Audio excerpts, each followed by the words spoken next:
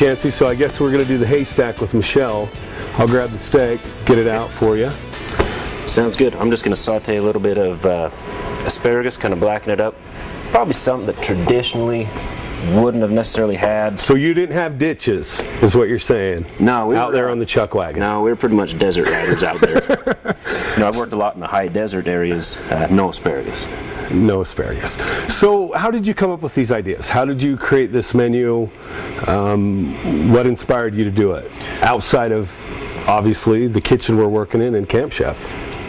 You know, I just want to show people that you don't need to be scared of the cast iron, that it's something you can use inside, outside, just get used to it, have fun with it. The bean recipe was just something I kind of threw together this morning, just kind of a variation of beans that I've done before. Nice. And where did you find that 44-ounce Cowboy cut? A big steer. A big steer. I'll get that.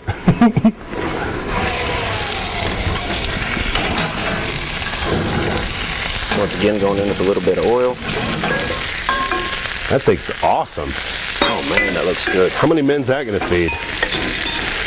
1, 2. All right. Love it.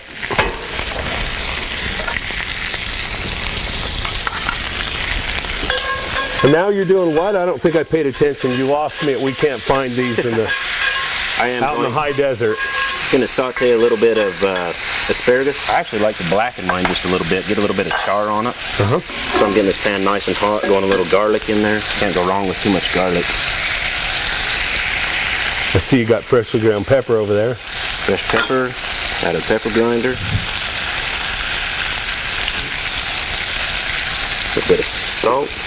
Okay, here you go. Perfect, thank you.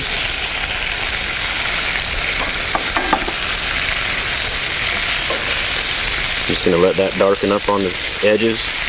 And if you wanted, you could put that toasted cumin right back on it. Oh, absolutely. In fact, I'm going to go with some whole cumin seed instead of the ground. That steak is awesome. Why is it called a Cowboy cut? You guys name that? I'm not sure which culinary genius named it that, but I know it's because it has the bone in it still. All right. I'll bet it was a Cowboy.